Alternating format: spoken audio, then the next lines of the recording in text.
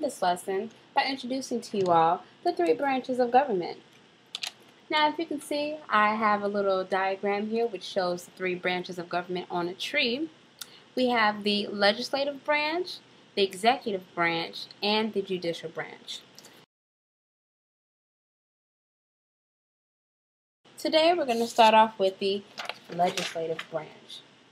So, essentially, what the legislative branch is, it is the Congress. That's the other name for it. And it is made up of the House of Representatives and the Senate. Now, there are 435 members in the House of Representatives, and there are 100 members in the Senate. So that's 2 per state. And the goal of the legislative branch is to make laws for the countries. So, for example, a legislator, so we call a congressman, they will introduce a bill. And so the bill would have to, depending on what house was introduced in, it would have to be passed by a certain percentage of each member in Congress. Once that bill is passed through Congress, it will then be sent to the executive branch. So the executive branch is made up of the president, the vice president, and the president's cabinet members. And there are 14 cabinet positions. So I'm sure you guys know the president of the United States is currently Barack Obama. We know that though because you guys are brilliant. And so the goal of the executive branch is to pass or veto laws. So in order to pass the law that was brought up by the legislative branch, the president will sign off on this law. He also has the option of vetoing the law. Now, once the law is vetoed, it actually has a chance to go back in the House, be changed a little bit, put some tweaks into it, and be brought back to the president. Or the Congress can vote on the law and pass it even though it was vetoed by the president.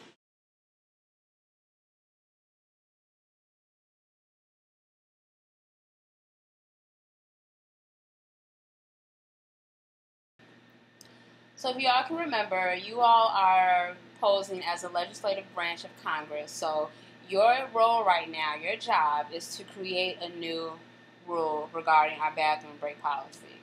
Now, if you can remember, this policy has to be passed through the executive branch and approved, and also has to go through the judicial branch so that we know it falls in line with the rules of the school or the Constitution.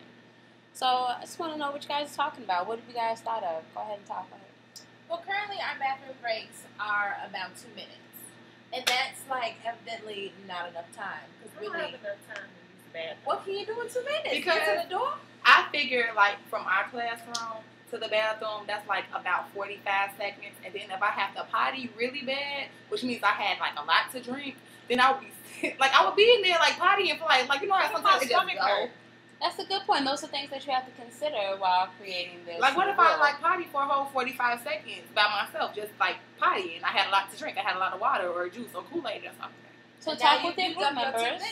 Now you do up your 2 minutes, and I haven't even washed my hands yet, and then now I'm in trouble. Well, discuss with your group members an alternative to that. What can you guys think of as an alternative? I think we need longer break time. Yeah, but how much time? Because you don't want to say like, 10 minutes, because then that's why you go to the bathroom, to your locker, to get something to eat.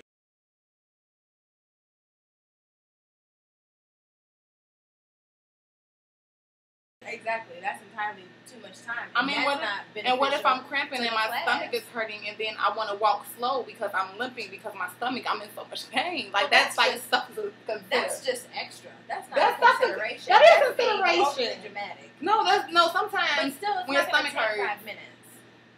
Okay, what about 4? It's not gonna take like 10 minutes. Okay, where's the classroom from the bathroom? How many hallways? How far?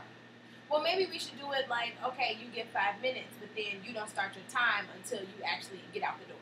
You know, like your 5 minutes starts when you get out the door. Not, I'm getting up. So as soon as you cross the threshold, that's when everybody's right. And everybody starts at the same time. 2 minutes. You touch the door. That's your clock. And do we have bathroom passes? Because I would hate to be in the hallway and the security see me and be like, "Hey, little chick, where are you going?" Maybe that's something we can implement. I think we need bathroom passes because I'm tired of being harassed by the school security. That's a really good point. Keep discussing that with your So what do you guys think about bathroom passes? Okay. So And then maybe that'll help because then you write the time that you left on Yeah. your bathroom pass. Yeah. And then we can have a pink one for girls and a blue one for boys, and we can laminate them. So the pass is automatically in 5 minutes? Yes. Yes. And we have like pink little ones that we can write the time on it, and then that way, you know, whatever teachers or whatever are in the hallway, they know we're going to the bathroom, which is acceptable, and they can look and see what time we left out the So we're going classroom. individually or is it class? Individually. No, you go individually. And then to not disrupt the class, like, oh, every 7 minutes you have to take a 5-minute break. You only can get one of those during class. Yeah. And not during tests, because tests are important. Or quizzes. Or quizzes, because those are important too. That's a very good consideration to Yeah, make. because then that might.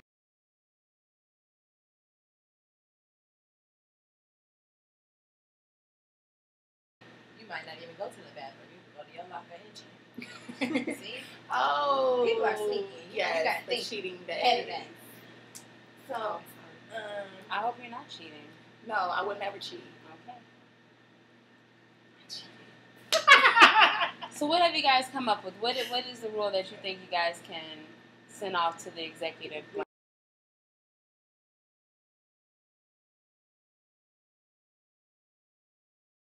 We should have a 5-minute bathroom break, along with bathroom passes. and on the bathroom pass, you're gonna have your time that you left, and make it known that it's a 5-minute pass with the time that you left, so that if you were to bump into someone, they would know as well what's happening. So you're not like And caught in the middle, and that way and- you don't get in trouble. That sounds like a really good plan. Thanks, guys. When I initially found out that I would have to record an orientation lesson plan, I was horrified, to say the least. I wasn't sure what to do, so I really just I tried to look for any quick solution for this video. And looking back on it, I think it was pretty bad. I think I should have included a much better visual aid.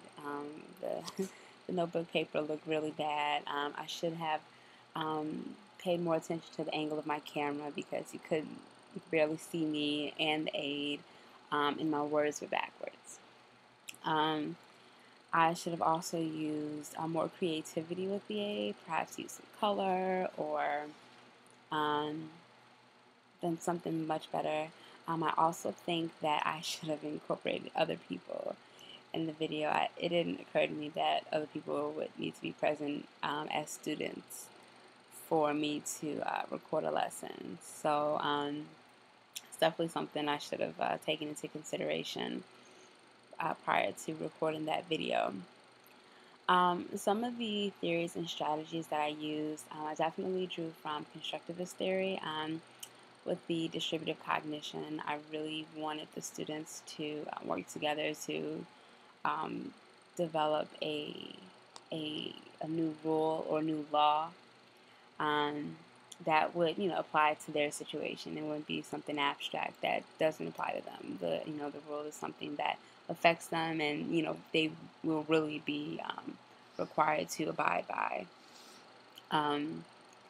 I also drew from a cognitive theory by presenting them with the problem, which was our bathroom breaks, which are too short, and I required them to to assess the problem, to solve it, and to think critically, and to use their creativity while they did it.